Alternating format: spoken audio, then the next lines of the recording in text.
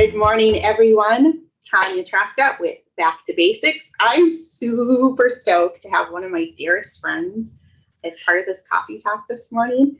Miss Susie Jose with Carefree Bookkeeping is joining us to talk about what it's like to be a bookkeeper and a little bit more. Susie is one of the most energetic, bubbly people. But most of the time, I'm gonna throw this out there, Susie, because she's an open book. So I'm just gonna preface this to the audience to say, hey, I'm not stepping on toes right now. Yep. But Susie's a lot like I am. When we need to turn it on, we can turn it on. But when we are crashing on the backside, we crash pretty hard, don't you think? Yes. Like, oh my God, we can't. Yes. Susie, the stuff. Are we live? There's stuff that this woman's been through in her life. To see her put a smile on every day.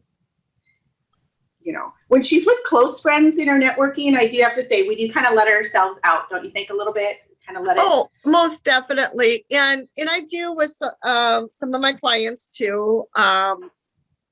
But those are like they're more like family, and they they get it. But yeah. But for the most part, it's not too often you don't see a smile on this woman's face. So Susie, instead of me gushing about you for the next 40 minutes, I'm going to let you talk. Oh, okay, thanks. So then I can gush about you. God, we're off to a great start already. I need more coffee. All right, so I'm going to let you introduce yourself and your business, but then let's dive back into our childhoods together. Into our childhood. Now that's a scary thing. Susie, Carefree Bookkeeping. I started Carefree Bookkeeping back in 2010.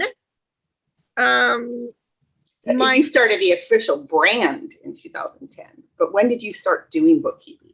Well, I started bookkeeping officially at the age of 13 when I started doing the books at my dad's car garage.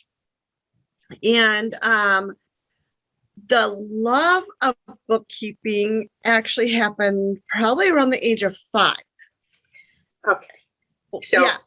I don't know too many kids that like math at that age, let alone girls, to be honest with you. And I'm not saying girls aren't good at it. I've got a couple girls at home that are just whizzes with math. Mm-hmm. That doesn't mean that they love math and numbers. Not like you do. Well, I knew early I didn't like reading. I mean, I hated reading.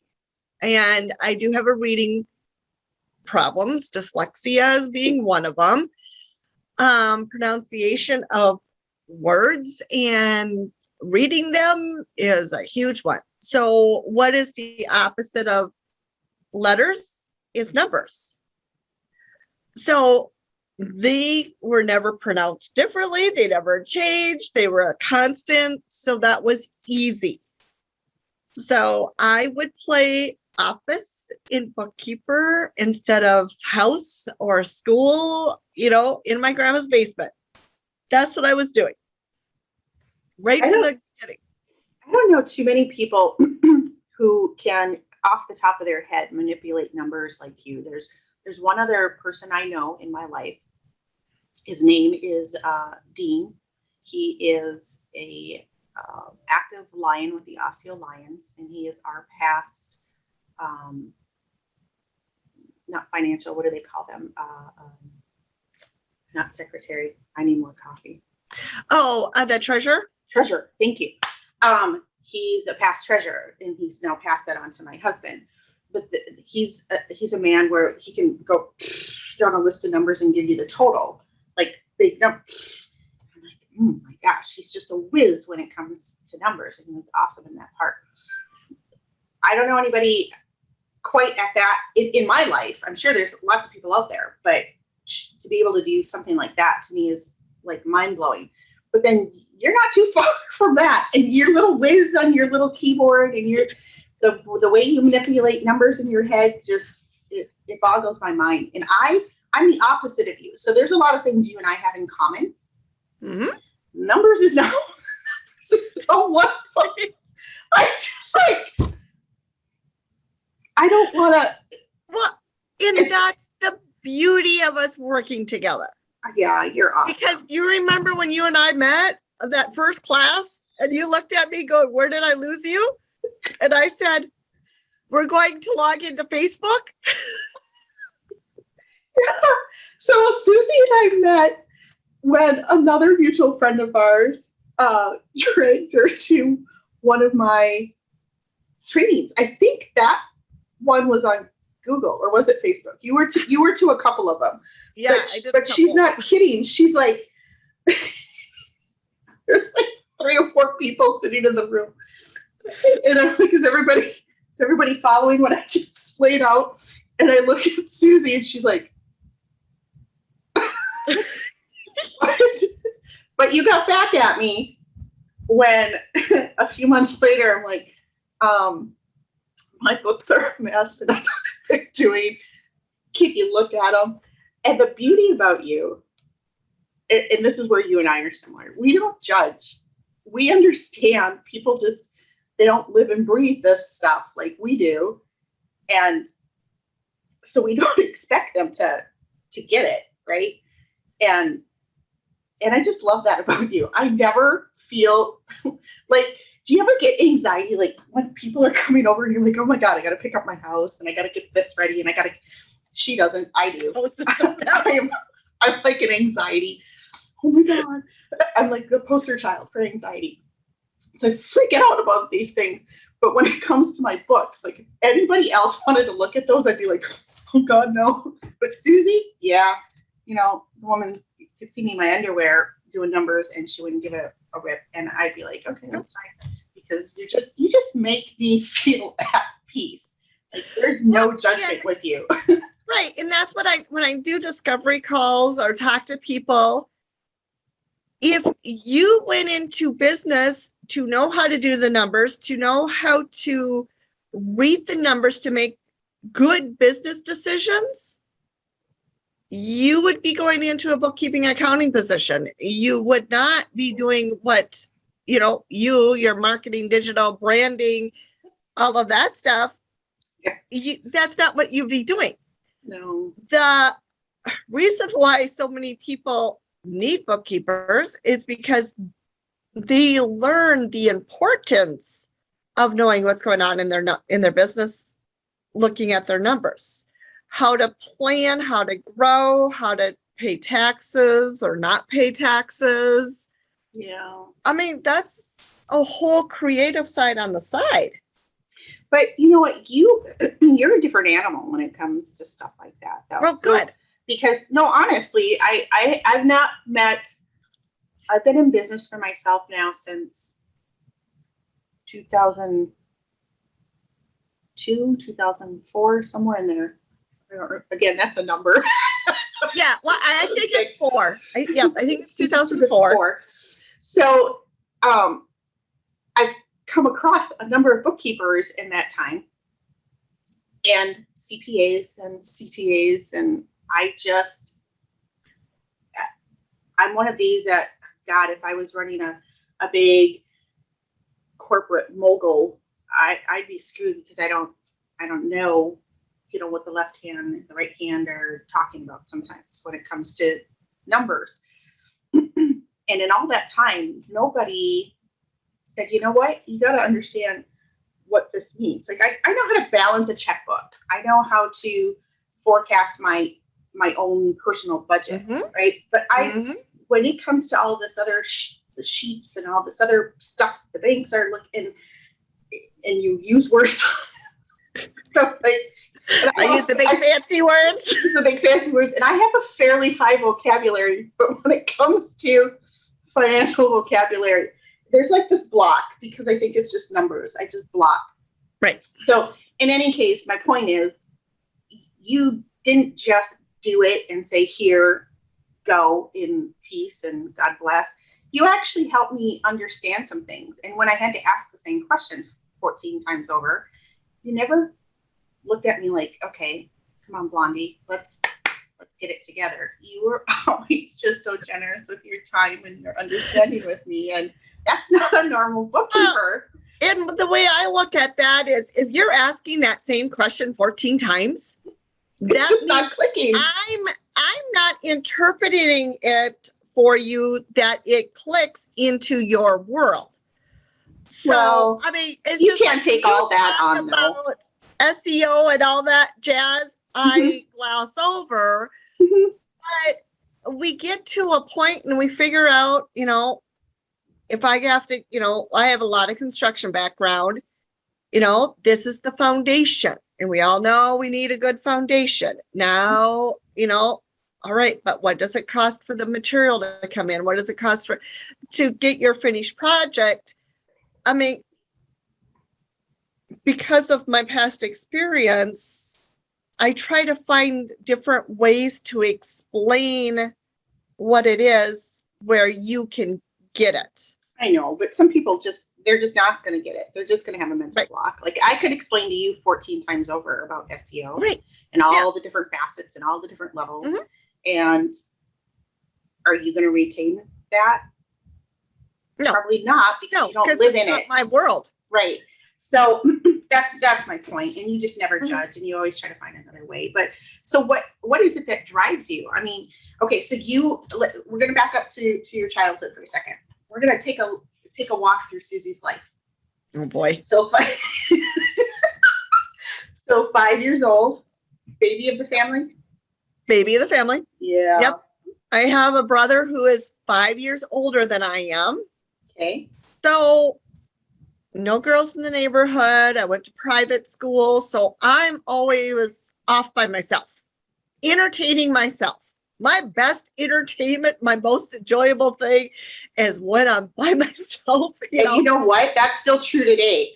Yes. She can still party in her PJs today by herself. Yep.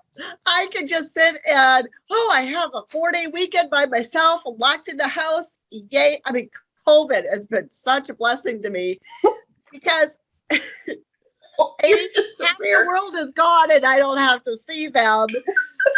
But I'm just like, it's a holiday weekend. No one's around. Nobody's going to call me. And I'll send a text, to somebody. I'm having such a good time. What are you doing? Entertaining myself. I know, you were so good at that. I was just the opposite.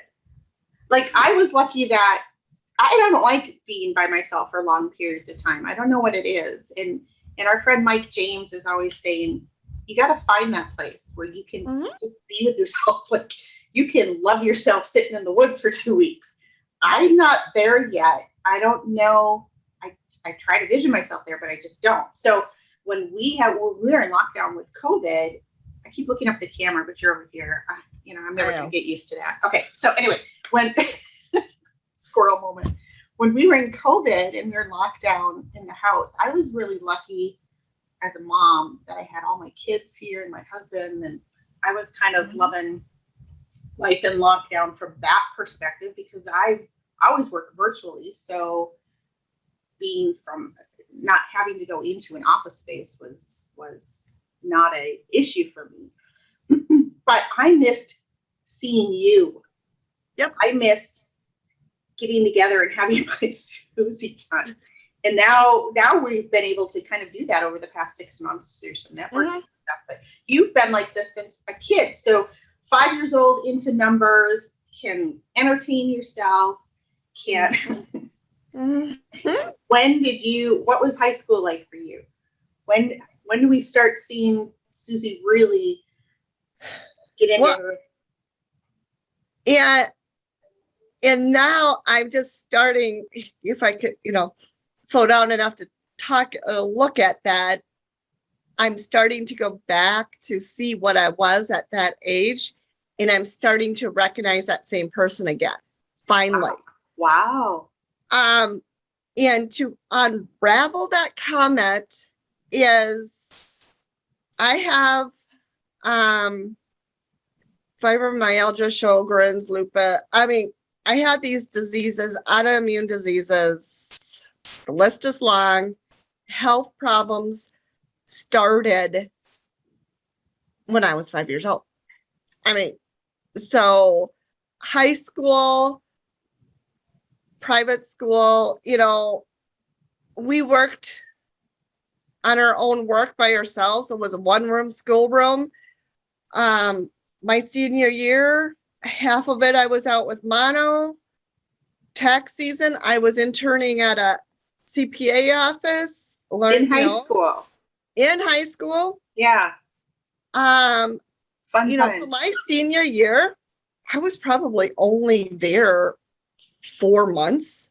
That's crazy. But I had my schoolwork done ahead of time because I love to be ahead of time on everything, but that's hard in the bookkeeping world because we're always looking at history.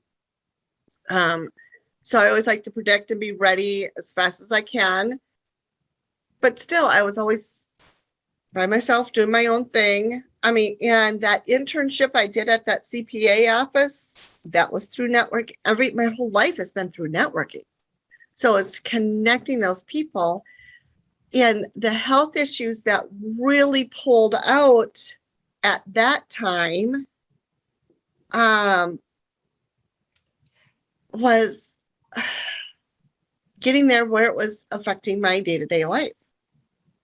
Because I spent months at home where I had to rest all week, go to church on Sunday. That exhausted me, and I couldn't go to school the next day. We found out that I had mono. It was undiagnosed. All the issues with doctors started at a young age. My mom had to stage a protest in the clinic to get the help that I needed. But then all of that really inflamed the lupus fibromyalgia. So my 20s, migraines like crazy, days that I couldn't even get up and move, 30s trying to, figure that out, 40s cancer, Yeah. So, okay. So let's pause just a minute because first of all, I think we're okay saying we're kind of at that half-century mark. Well, yeah, I wasn't going to say my age, right? But we're close. Yeah, I will. We're close to that half-century mark, right? We're not. Yeah. So to put a plug in for Mary Kay, I'm 51. This is what happened. Yeah. I have people say, "Oh my word, I thought you were in your early 40s." Yeah, no, I'm not. No, she's got a beautiful baby face. Such soft skin. But we're digressing. Yeah. So, and yes, thank you to Renee. Yeah. So, thank you. All of these issues that we're talking about, medical health issues, they were not commonly seen at that point in time, especially in small town America. I mean, you were like really small town. When we talk about your one-room school, how many people were in your classroom? Probably 20 kids from first grade to 12th grade. Right? Okay. That to me, that's like on par with my husband and having somewhere between 14 and 20 kids in his class. And I always thought growing up in Superior, Wisconsin, that I was a small town girl, with 400 some people in our graduation. And so, and I don't even know that it was that high, but it was hundreds, right? And I thought, geez, that's small. And I want to be a big city girl. And then I meet people that bring me back to my roots. And I think this is where you and I connect so well because we adapt well to these environments, but we carry those work ethics and those lessons from small town America. I grew up on a farm. You grew up in a very, very small town with hardworking parents that own their own business, very entrepreneurial. And we take those work ethics and we apply that, and we apply that compassion in that let's stand next to you side by side and do this together, that same type of feel. And that, when you're dealing with all of these health issues that nobody's heard of, nobody can diagnose, and I don't know about you, but I'm going to guess very similar. Your girl, a lot of men in the family. I happen to have a lot of women in our family growing up, but very, very hardworking farm girls, right? That you got a cut, you got a bruise. It was basically spit on it, wipe it off, keep going.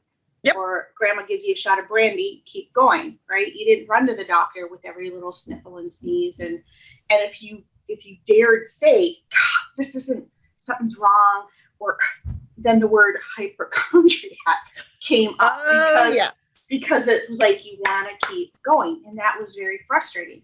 So when I had kids, I kind of did the catapult opposite, and which isn't always great either, but I remembered feeling judged for those aches and pains and issues as a kid.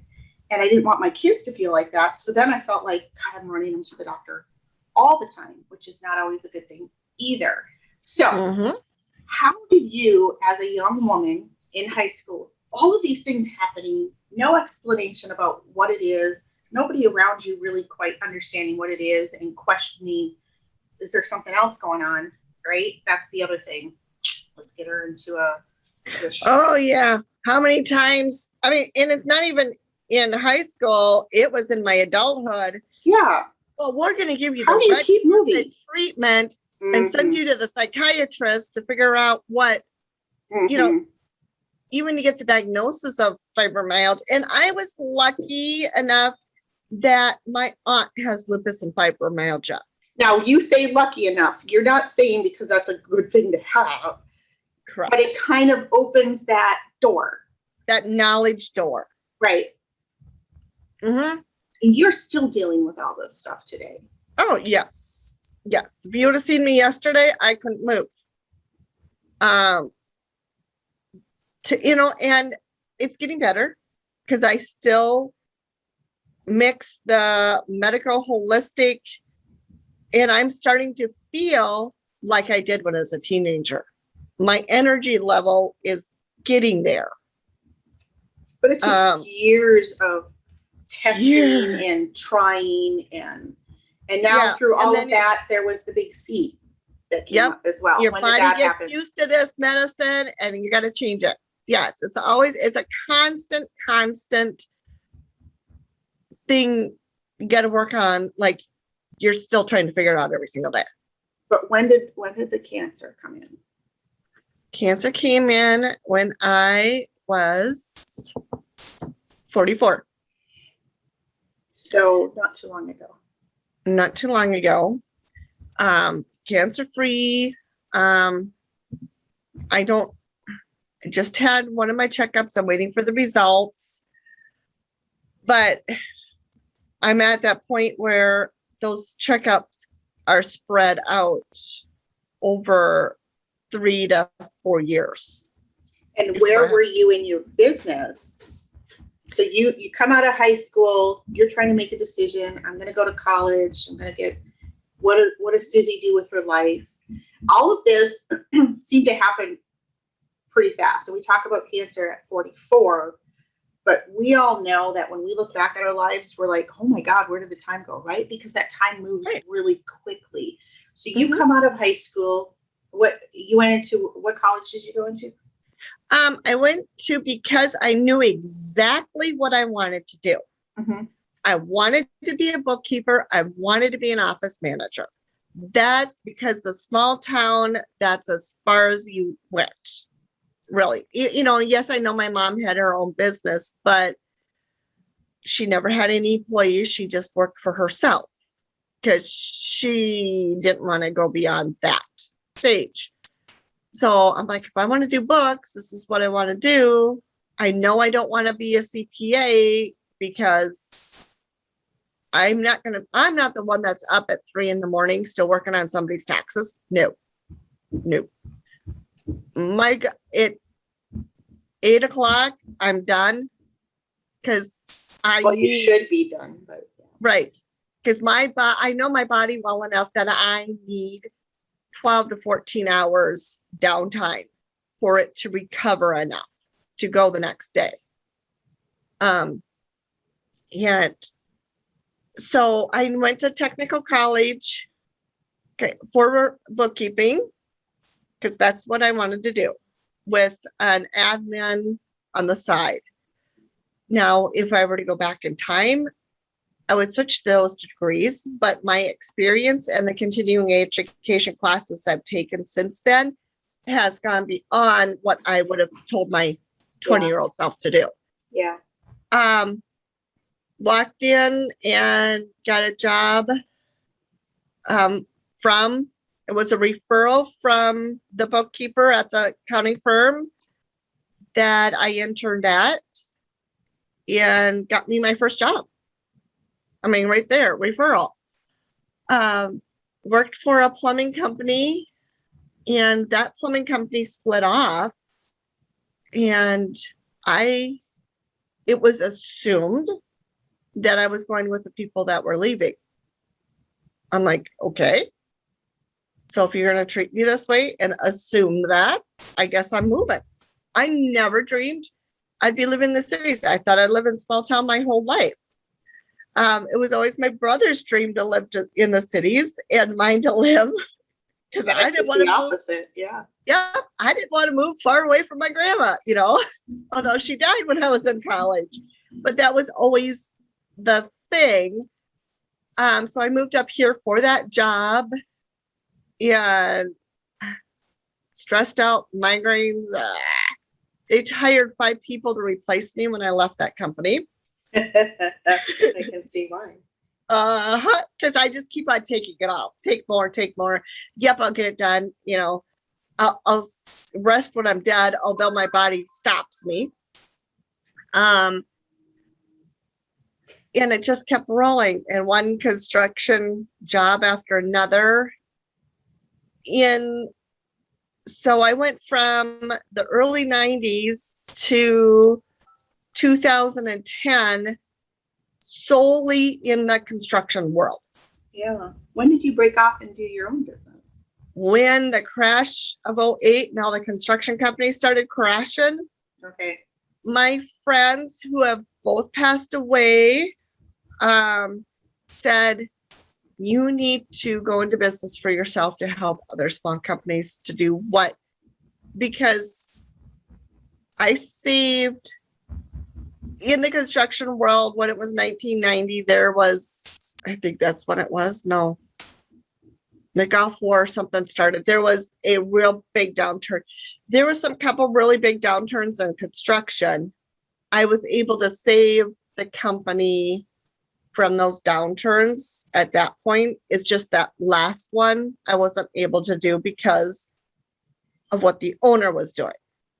So the owner was spending profits before the ground would even break on a property. Oh. He had gotten it so I could not pull it together. And then all the housing and everything started going backwards, 8 and 9, the crash.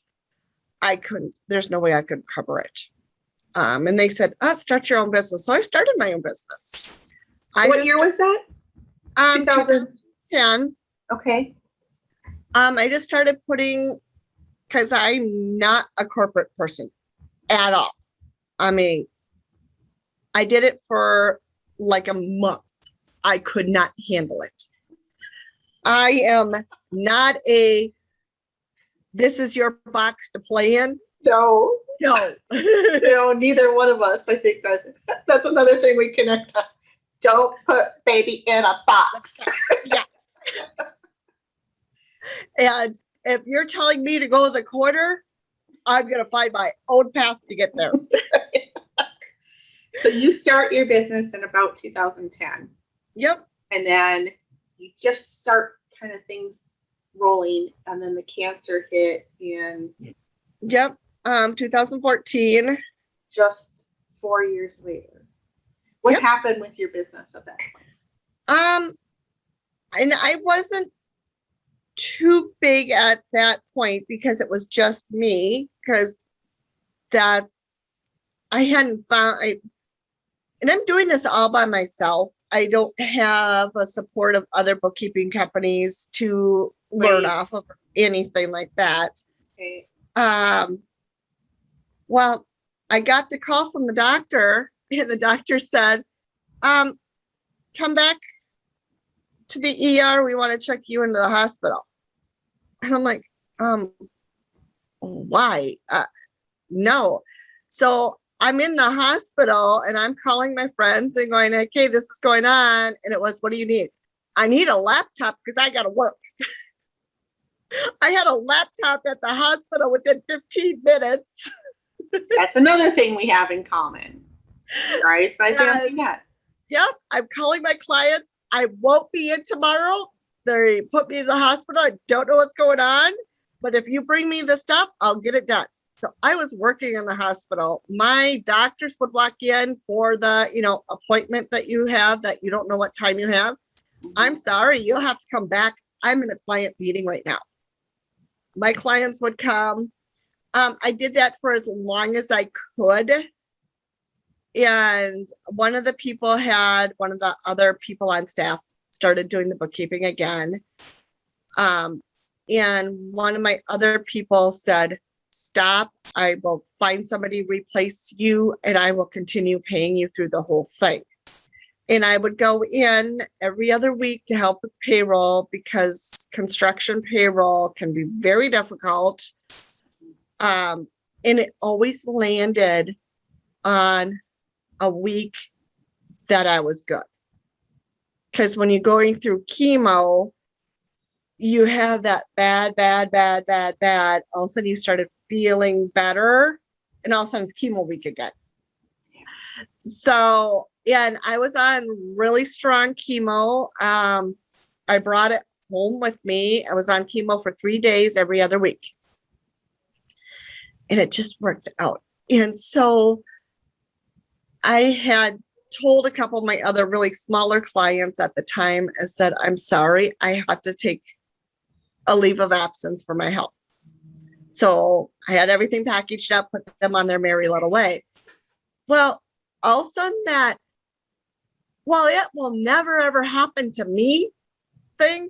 And what am I going to do if this happens to me again? Because I was never worried about the cancer card until I had cancer. Yeah. And everybody I met at the clinic was, second round, third round of cancer.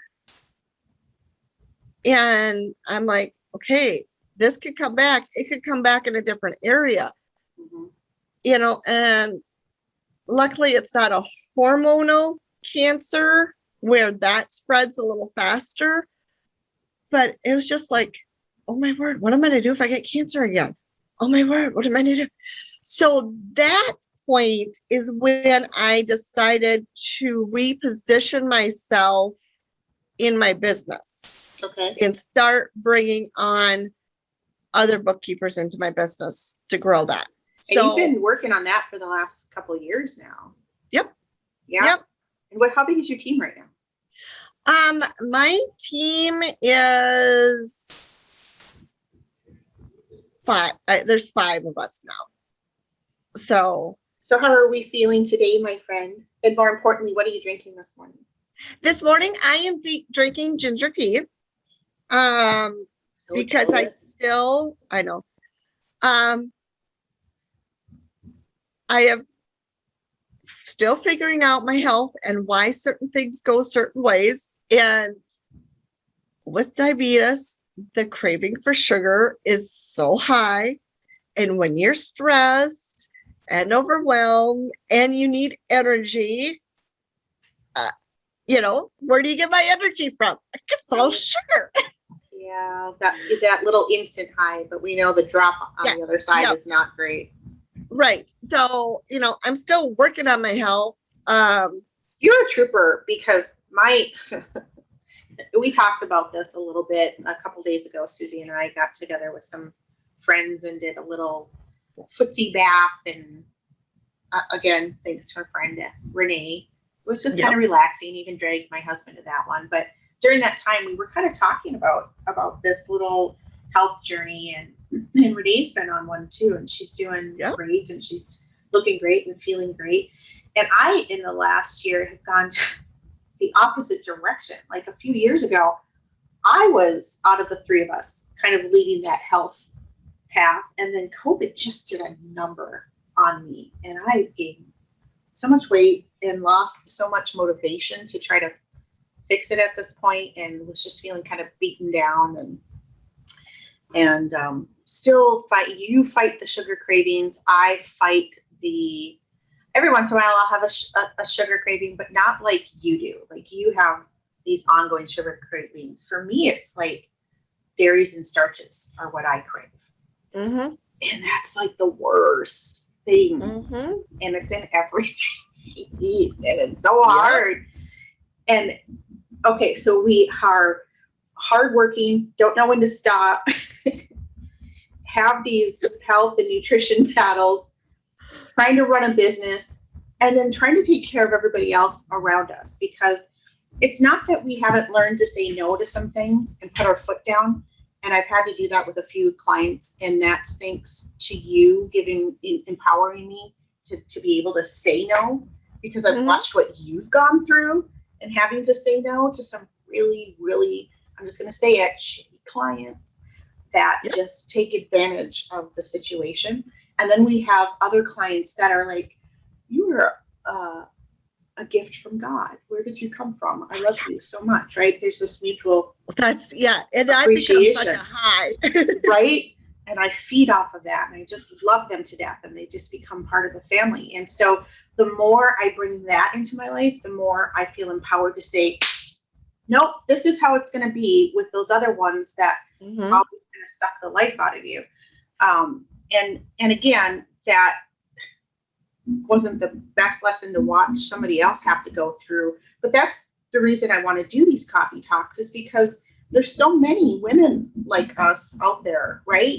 That they just want to do the right thing, and they feel like they either have to make the compromise, do not just extra stuff, but like extraordinary backflips, can't ever say no stuff that just beats the life out of you, because you're afraid the business isn't going to be there, and you're watching other people soar, and it's like, what am I doing wrong? And so I hate that you had to go through that journey. I hate that I had to watch parts of that in your life go through that journey.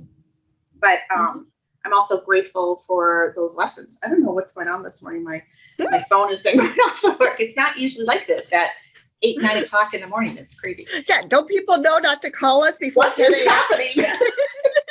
Stop. So in any case,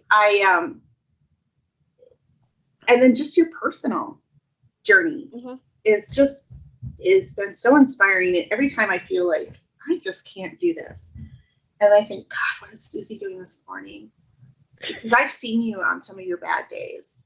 Yep. It's really bad. And you amaze me that you were just like, okay, we're just going to go, and we're just going to do this, or I'm just going to do another day. Yep. I'm going to sit underneath my heat lamp for an hour and do a foot soak and then get to work, because once you start working, it blocks out all the pain. It does. It's like that focus. Yep. Right? So when I had that emergency surgery a few years ago, after actually it was during my pregnancy with Lily, I did the same thing you did. I was like, give me my computer. I gotta, there's people I gotta reach. There's stuff I gotta get done. So that was the other lesson I learned, is having that support staff in the background. Even if they're not part of your business, pick an advocate. My advocate is Susie. So my husband might have my logins, but Susie's got some of my logins. And in an emergency situation, especially if it comes to the finance stuff, Susie's got access to that. Yep. Because if something happens to me, there's still people that might need to get paid. There's still people I might need to collect from. There's still things I'm going to need to shut down. People we're going to need to talk to. And it's not, there's that, I don't want to let those people down, but the other part of it is protecting the other people around you, right? You don't want somebody coming back trying to sue you because they can't access their stuff or stuff that you promised them that happened before you got laid up, or God forbid you pass on, is now not accessible to them. And now they're coming after your family and friends because they're upset.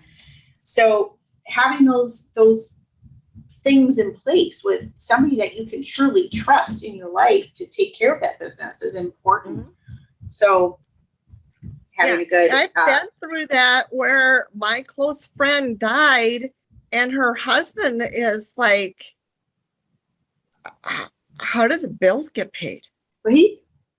I mean, I sat where are all with these logins? for a year. Yeah. All right, we're going to go up and we're going to pay these bills this month. And this is where all the lock-ins, and when I say where you say I've been through a lot, I've been through all of those. Well, that will never happen to me. Mm-hmm. That's been in my life. Yeah. An employee suddenly dies at a car accident in the middle of the night and the cops are calling you at 3 a.m. going, how do I get a hold of their family? And oh, by the way, we need to conduct business the next day. Yeah. So when I tell people to let's get these safeguards, these what ifs done and figured out, they're not coming from, oh yeah, it's a good idea to get these done. It's coming from real life experience. Yeah. That it needs to happen, and as small business owners, we normally don't have that support around us to do that. We normally don't have a backup because we're the only ones doing that. Mm-hmm. And where do we get the knowledge to do that? Right.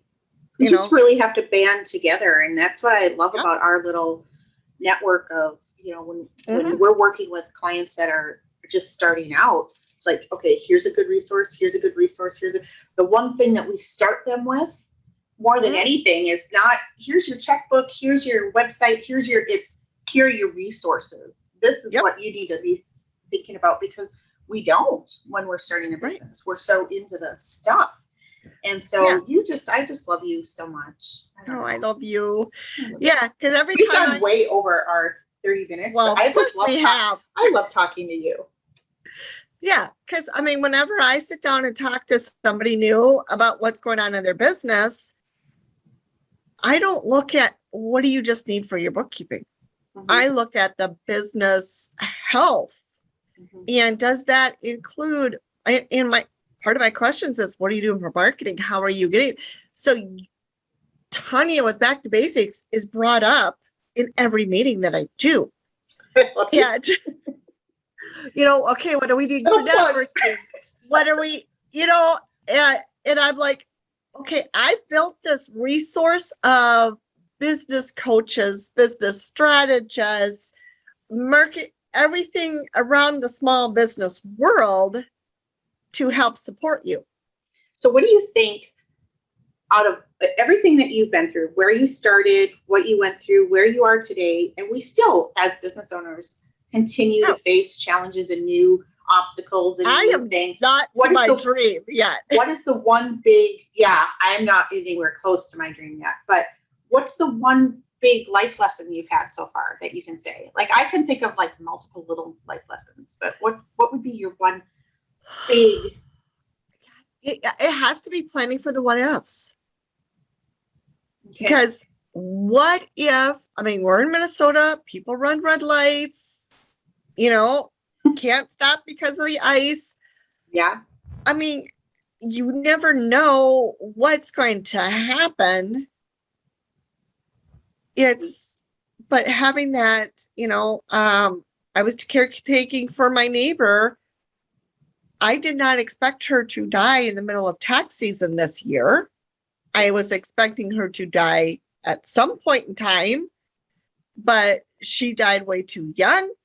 She basically talked herself into dying because her sister was dying. We were planning on her sister dying. Her sister lived months longer, a year longer than we ever expected her to live. But for my neighbor to suddenly, I go up there, check on her, going, your sister's dying in the next 12 hours. Do you want to go see her? And to find her dead. And I'm like going, oh, shoot, guess what? I don't have the quick claim deed done yet because I was going to do that after tax season. We don't have her will done yet because I was going to work on that after tax season. And I have some clients going, I really need your wills to be done before your taxes are done. This is how important it is for you to do that. This is why I say you are just not the normal bookkeeper. Right. We're not a let's plug in the numbers, shoot out a report and go. You are invested in every facet. Oh, I get up in your business. Yes. Yeah. Yeah. And that's in a good way, in a non-judgmental good way. And she's just. Yeah. Because I always want the best. I mean, on my vision board is to educate people about their numbers. Yes. But on my back end goal of what I want truly for my business is everybody to retire with $5 million. Mm-hmm. Well, that can't be my driving goal if don't know what's going on in your business. I love it when my clients going, I want to give all my employees a raise. How does that affect my world? What is that? Okay, let's break down the numbers. Let me, what is this? What is that? I show you how to break down those numbers so that but I know you're not going to remember it. And then this is what we need to raise our prices to. So I need you guys are paying attention. I want you to understand something. Normally our coffee talks are, let's get personal. Let's talk about right. Oh, and notice how she always comes back to business, because for Susie, this is life, right? Yes. You can't get through a conversation with my girl here without getting into numbers and business. Yeah. That's just, she lives and breathes this. When people say I live and breathe my business, she's not kidding. I could go to a pizza shop, sit down, enjoy the pizza, chat with the waitress, talk about the day, talk about what's happening with my kids' school, talking about family drama, talking about life in general, what's happening in the city. Susie will sit down, introduce herself to that waitress, talk about her life, how is she doing, and then, so what's your plan for the next 5 years? Right? What are your goals? She just constantly wants to talk about your numbers. Like everything that's happened to her is just like this driving force to protect everybody she meets, whether they know her from childhood or they're a complete stranger off the street. She doesn't change that cape. She is just my little number superhero. Hey, if you don't have a goal to work towards, you're going backwards. Oh my God. You're always on. I just love you so much.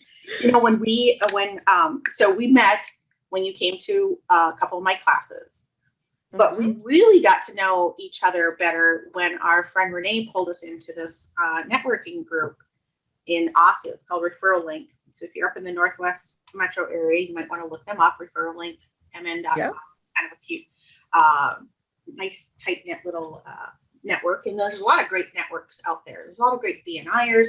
We belong to a really powerful network called Network in Action, Twin Cities, owned by this Kim Shukalis, who's just a ball of energy. But we kind of progressed through this. So when she and I first met at this smaller networking group in Osseo, still going mighty strong, we were so much like wildflowers. Yes. Like talking to these people. And they made us feel like family. They're amazing people. But I had such anxiety. And I still deal with anxiety today. But it was like, I'd walk out of there, my mouth would be dry. I'm like, oh my God. And I knew I was at the top of my game in my business. But talking about myself in that manner just gives me so much anxiety. I'd rather talk to you about your stuff and show you how to do your stuff and focus on your business. I'm much more comfortable in kind of that teaching and chatting mode than I am. Right. Yeah.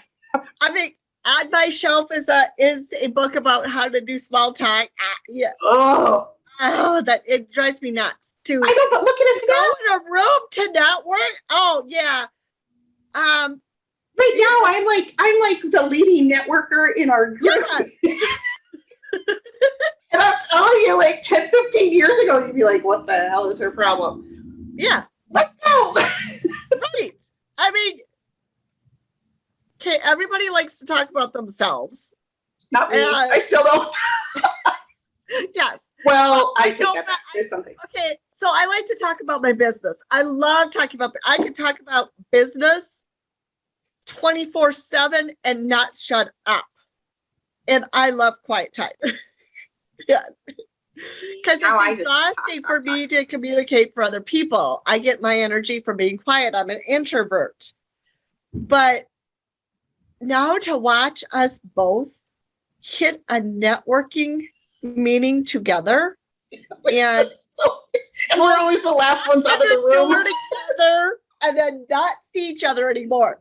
No longer does Renee need to go, I am challenging you guys to get 5 business cards. No. You know? Oh my God, I'm shaking the screen laughing.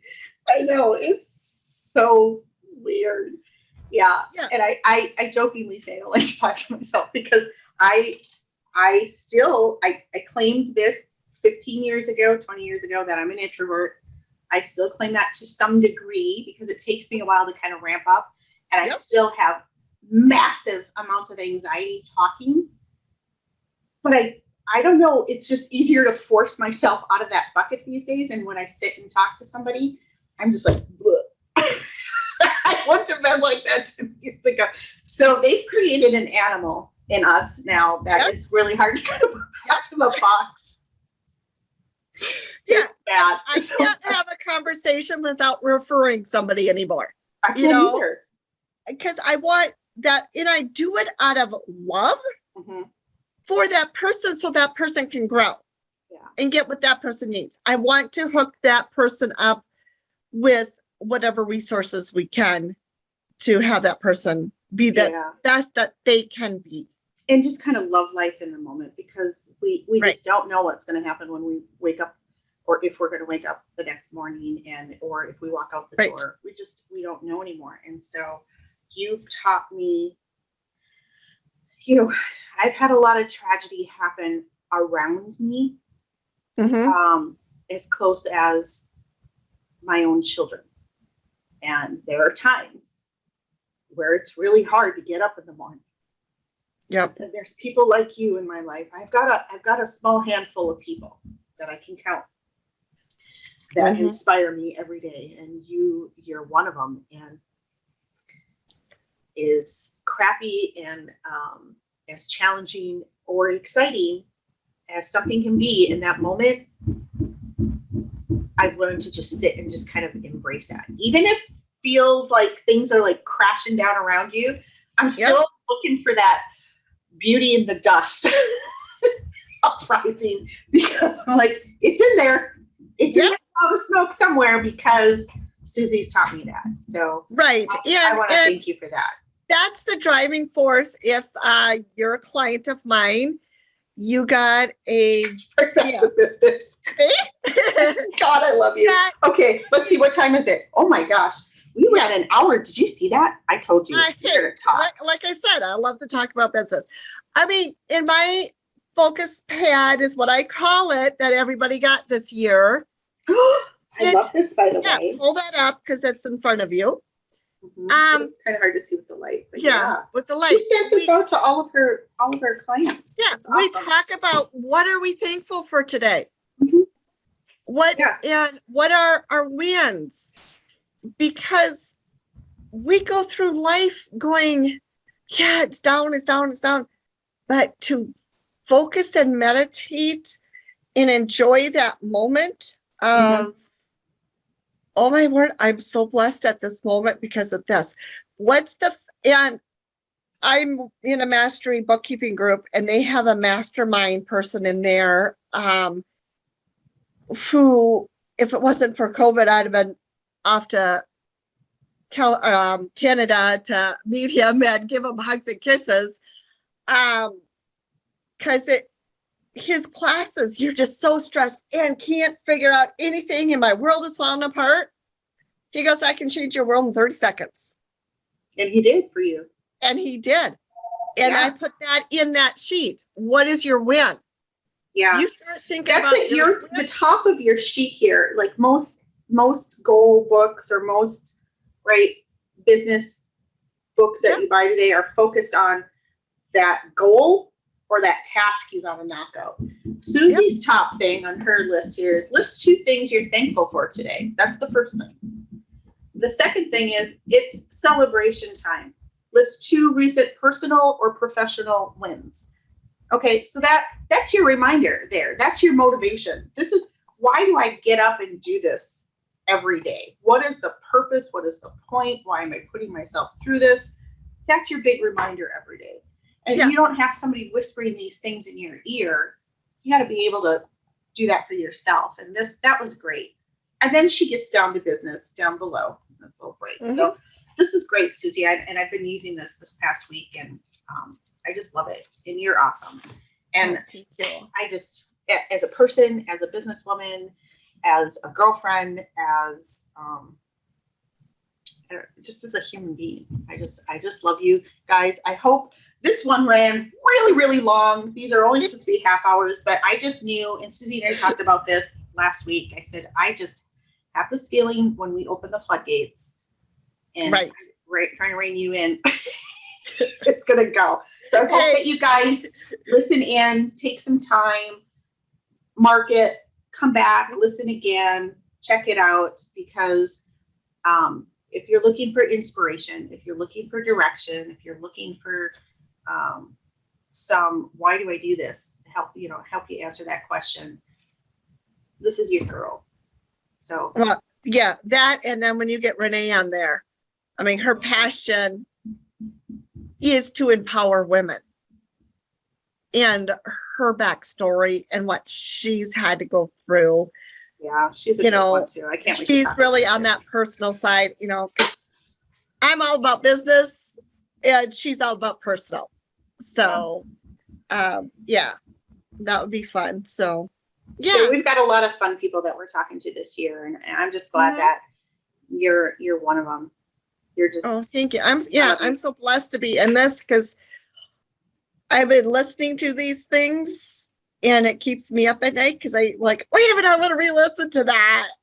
And it's so great. And I'm sure you're going to inspire other people the same way that you've been inspired. Yeah. That's just who you are. But you guys want to check her out.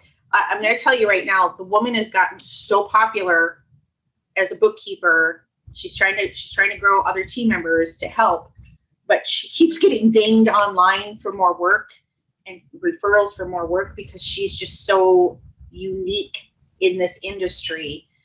Mm-hmm. But because of that, she's really booked up. So I do encourage you to go to her website to check her out, but understand it might be weeks before you can get in to talk to her. But go to carefreebook.com. Check out Susie. Look at my beautiful website that somebody designed for me that I continually get compliments on. You're so cute. It's not the vision I had for you. That is completely your vision. We just ran with your vision. You're awesome. All right, dear. All right. Bye. You gotta jump, love you. And I'll catch up with you later. And guys, I hope you love Susie like I do.